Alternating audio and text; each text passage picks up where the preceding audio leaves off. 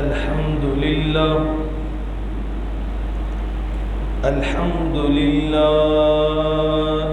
رب العالمين،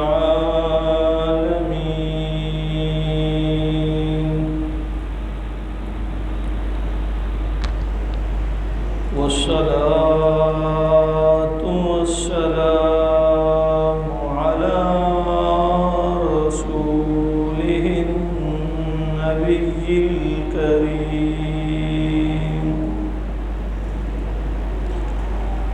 وعلى آله وأصحابه أجمعين. أما بعد، فأعوذ بالله من الشيطان الرجيم. بسم الله الرحمن الرحيم.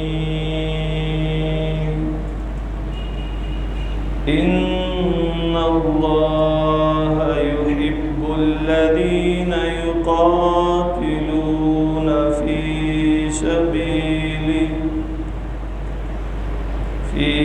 سبيله صفا كأنهم بنيان مرصوص.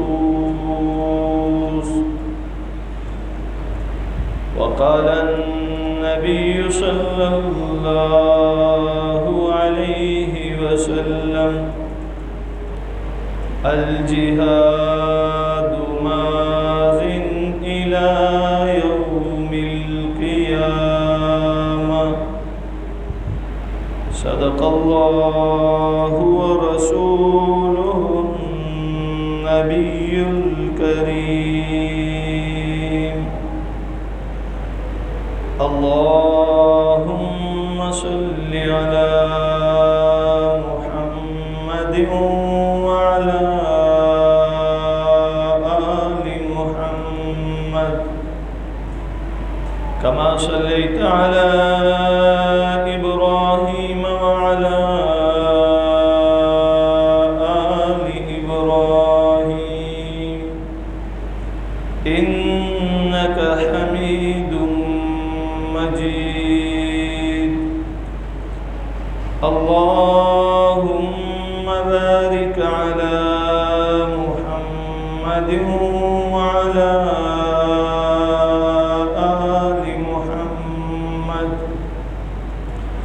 كما باركت على إبراهيم وعلى آل إبراهيم إنك حميد مجيد.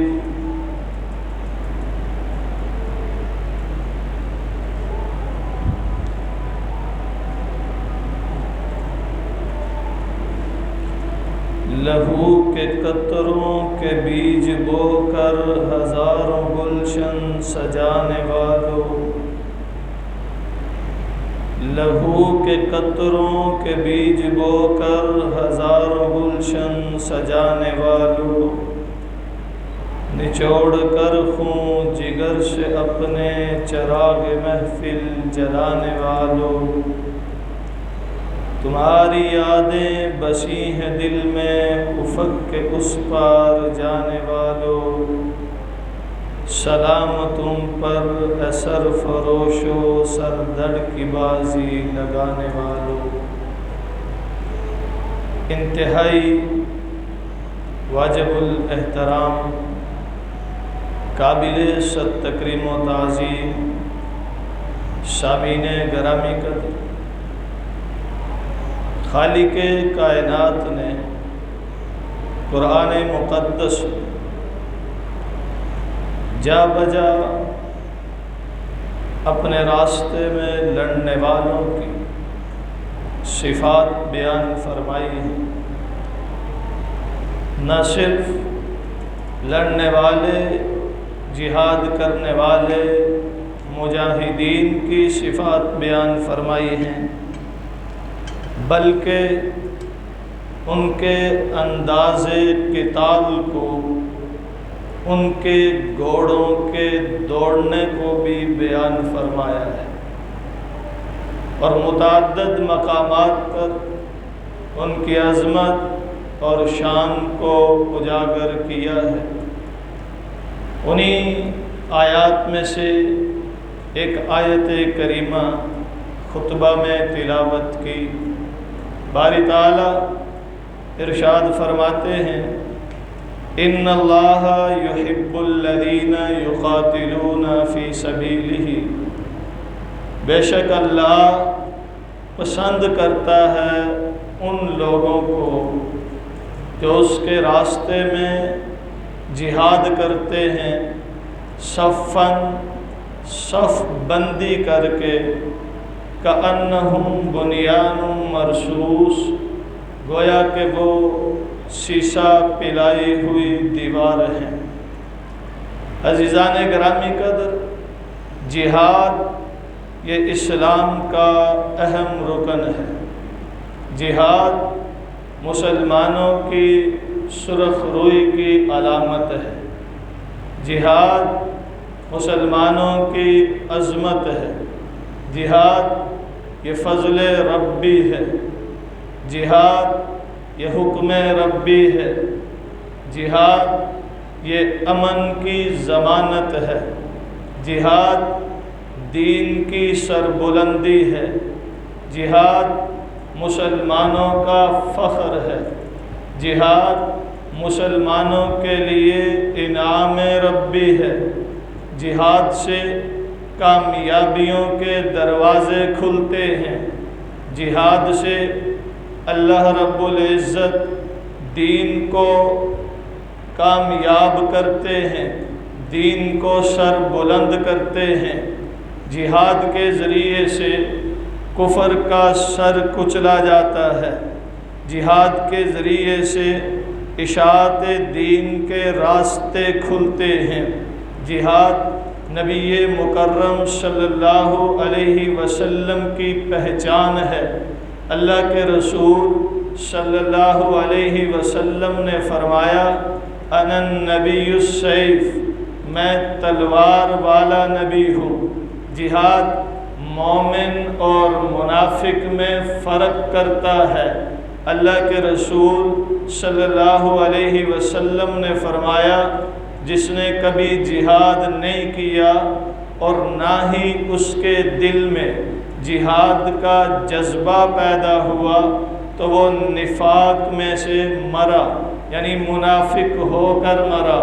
جہاد اللہ کے رسول صلی اللہ علیہ وسلم کا پسندیدہ عمل ہے۔ یہی وجہ ہے کہ نبی مکرم صلی اللہ علیہ وسلم نے اپنی زندگی میں 27 غزوات میں شرکت کی۔ اللہ کے رسول صلی اللہ علیہ وسلم نے کبھی اقدامی جہاد کیا تو کبھی دفاعی جہاد کیا۔ عموماً لفظ جہاد 3 مقاصد کے لیے بولا جاتا ہے، چونکہ جہاد کا لغوی معنی کوشش کرنا ہے۔ اب یہ کوشش 3 طرح سے ہوتی ہے۔ ایک اپنے نفس کے خلاف کوشش، ایک شیطان کے خلاف کوشش، اور ایک کفار کے خلاف کوشش۔ جو انسان اپنے نفس کے خلاف کوشش کرتا ہے اسے جہاد بن نفس کہتے ہیں۔ جو انسان شیطان سے مقابلہ کرتا ہے، شیطان کے خلاف کوشش کرتا ہے، اسے جہاد بالکفر کہتے ہیں۔ اور جو شخص اللہ کے دین کی سربلندی کے لیے کفار سے برسر پیکار ہوتا ہے اسے جہاد بالقتال کہتے ہیں۔ پھر جہاد بالقتال کے کئی شعبے ہیں۔ اللہ کے رسول صلی اللہ علیہ وسلم نے مختلف طرح سے جہاد کیا ہے۔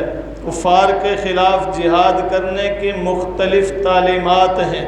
کبھی مال خرچ کر کے جہاد کیا جاتا ہے، کبھی تقریر کر کے جہاد کیا جاتا ہے، اور کبھی میدان جنگ میں اتر کر جہاد کیا جاتا ہے۔ رسول اللہ صلی اللہ علیہ وسلم نے یہ تینوں طرح کا جہاد کیا ہے، چونکہ اصطلاح میں کفار سے برسر پیکار ہونے کا نام جہاد ہے، اس لیے آج اسی عنوان پر، اسی موضوع پر چند معروضات پیش کرنا چاہوں گا۔ اللہ کے رسول صلی اللہ علیہ وسلم نے جو جہاد کیا ہے وہ مدینہ منورہ میں آنے کے بعد کیا ہے۔ مکہ میں جتنی آیات جہاد کے متعلق نازل ہوئیں وہ یا تو شیطان کے خلاف جہاد ہے یا نفس کے خلاف جہاد ہے، لیکن مدینہ منورہ میں آنے کے بعد جہاد کا عمومی معنی قتال لیا گیا ہے، یعنی جنگ لڑنا۔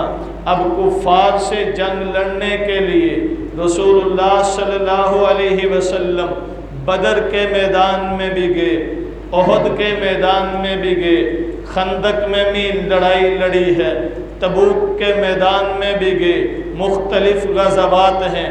یہ پہلی 3 لڑائیاں دفاعی طور پر تھیں۔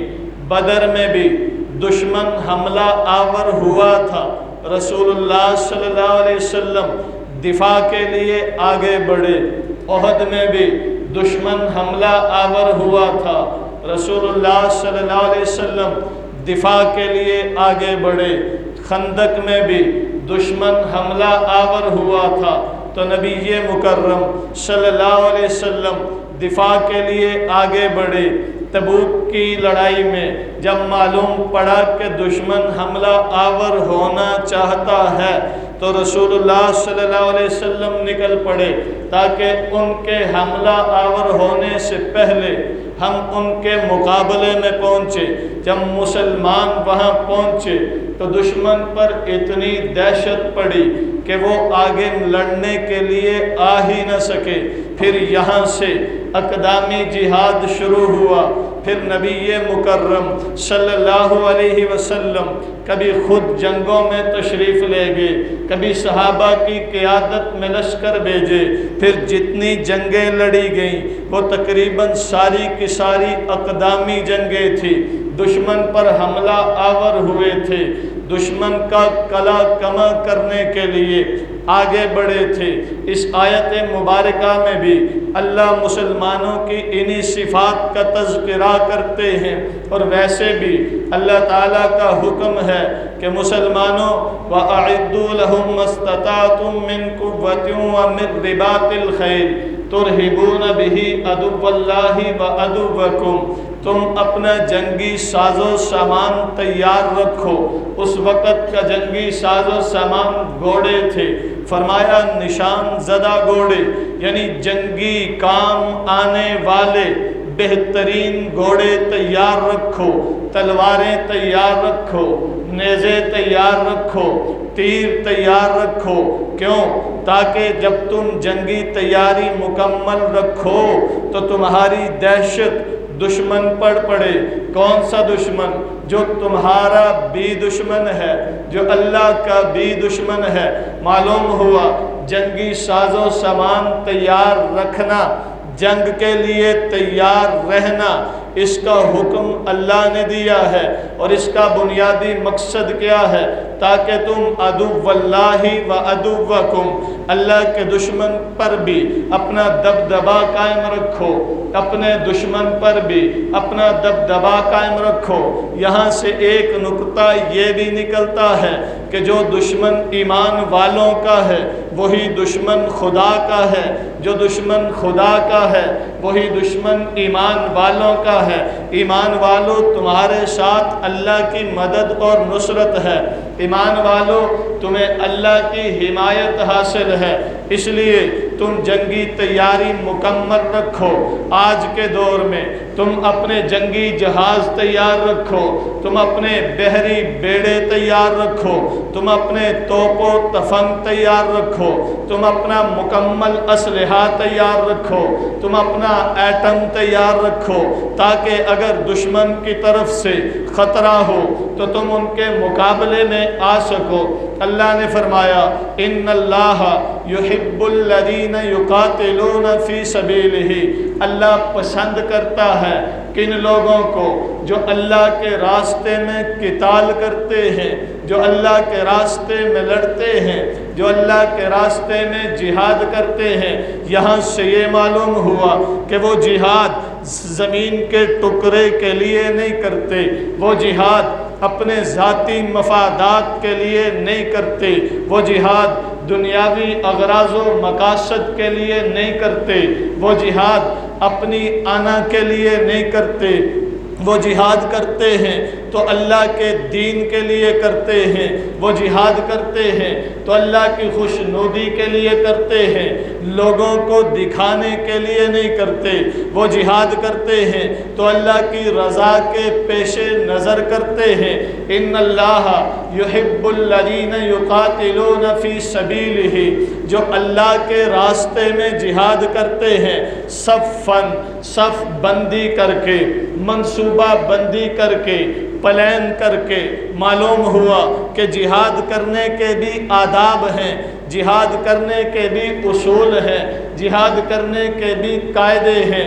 بغیر پلان کے، بغیر منصوبہ بندی کے، بغیر غور و فکر کے دشمن کے مقابلے میں آنا نادانی ہے، ناسمجھی ہے، بے وقوفی ہے۔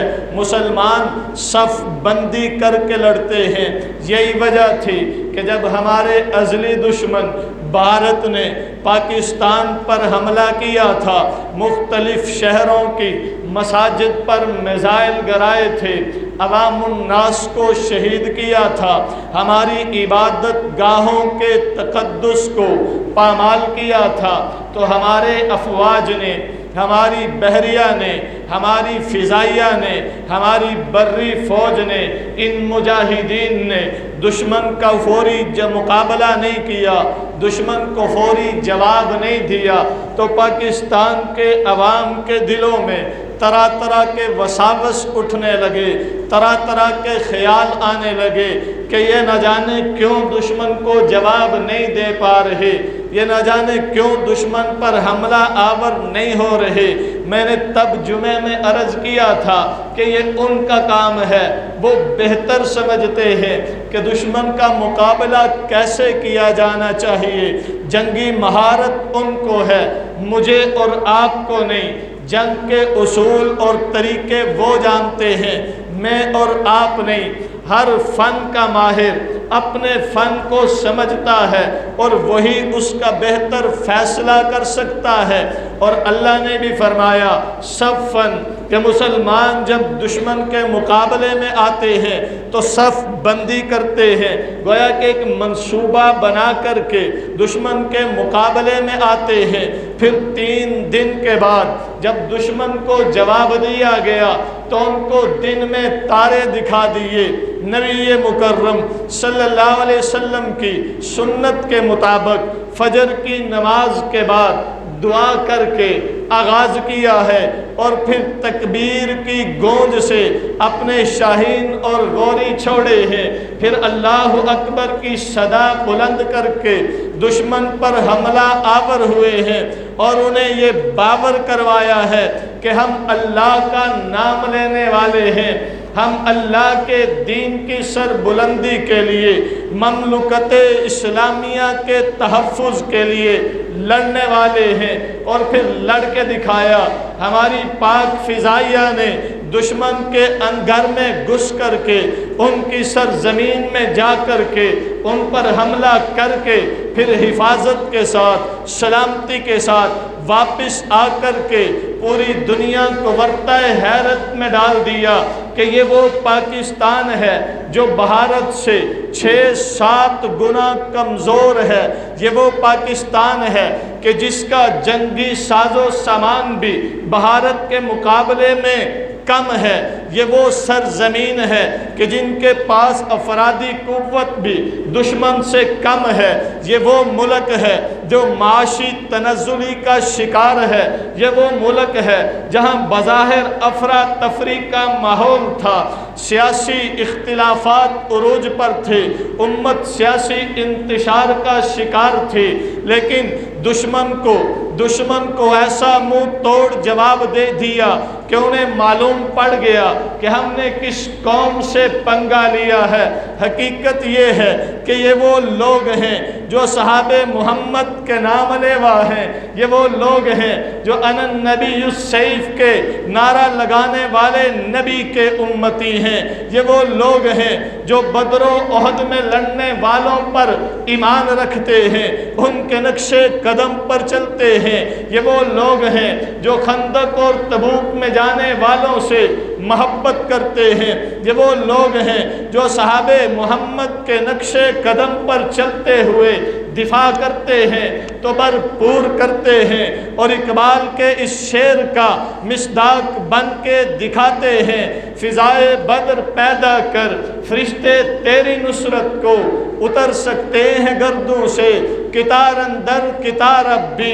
انہوں نے بھی اللہ کے رسول صلی اللہ علیہ وسلم کی تعلیمات کی روشنی میں پہلے منصوبہ بندی کی، پہلے پلان بنایا، پھر پلان بنانے کے بعد لائحہ عمل طے کرنے کے بعد دشمن کو جواب دیا ہے۔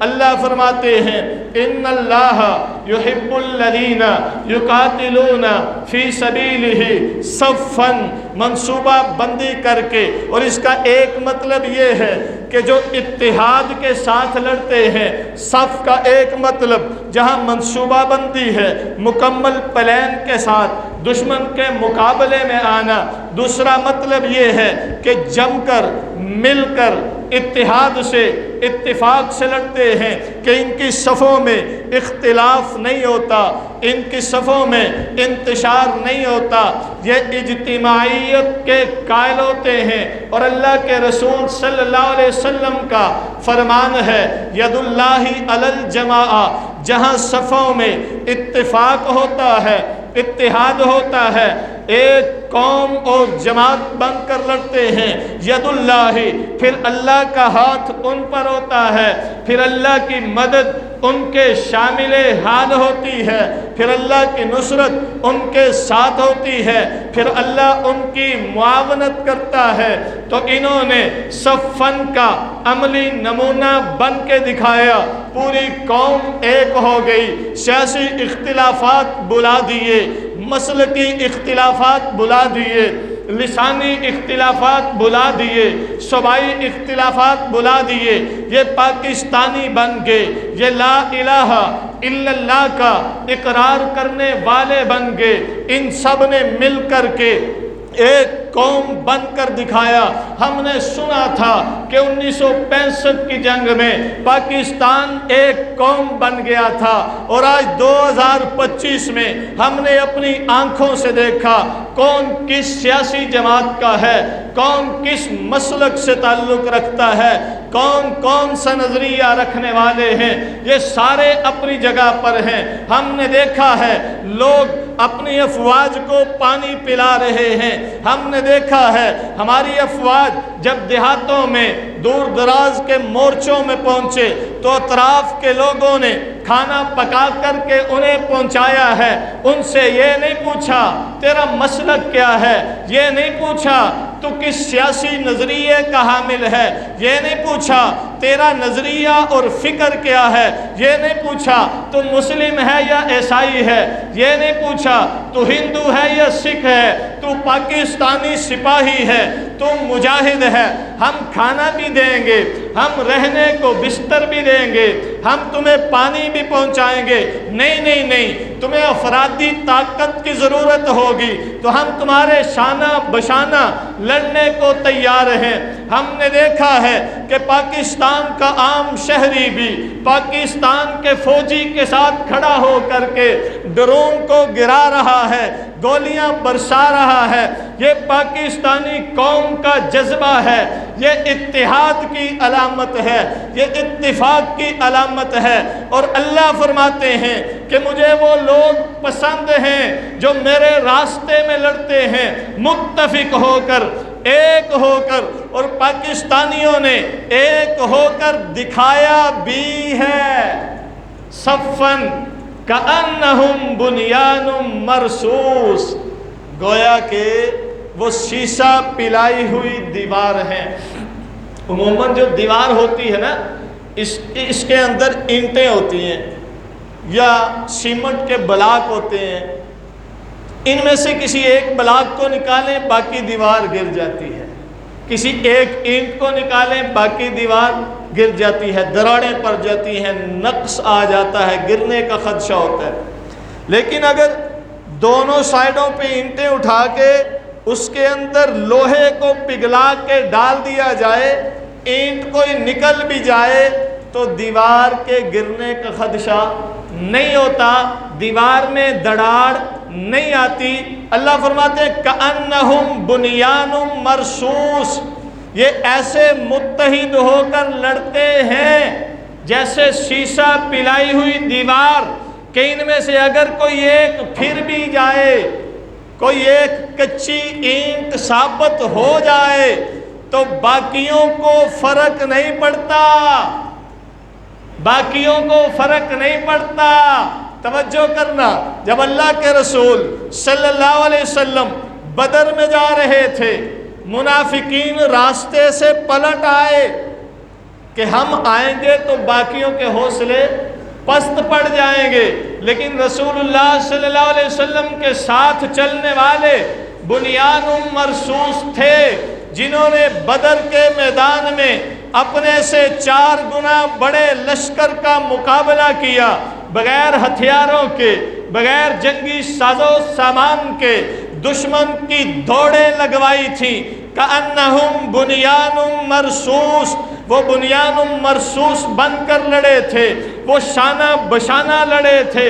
اور ہم نے بھی اپنے اس حملے کا نام، اس آپریشن کا نام بنیان مرصوص رکھ کر یہ ثابت کر دیا کہ اگر کوئی کچی اینٹ نکلتی بھی ہے، اگر کوئی خراب اینٹ نکلتی بھی ہے، کچھ ایسے ہوتے ہیں، ہر دور میں ہوتے ہیں، ہر علاقے میں ہوتے ہیں، جو عین جنگ کے وقت دشمن کے نعرے لگاتے ہیں، جو عین جنگ کے وقت اپنی قوم سے غداری کرتے ہیں، جو عین جنگ کے وقت اپنی قوم کا ساتھ چھوڑ دیتے ہیں، جیسے منافقین نے بدر میں چھوڑ دیا تھا۔ لیکن ان کا یہ زوم ہوتا ہے، یہ خیال ہوتا ہے کہ ہمارے ایسا کرنے سے مسلمان شکست سے دو چار ہو جائیں گے، لیکن یہ ان کی خام خیالی ثابت ہوتی ہے، اور مسلمان شیشہ پلائی دیوار بن کر، آہنی دیوار بن کر دشمن کا مقابلہ کرتے ہیں۔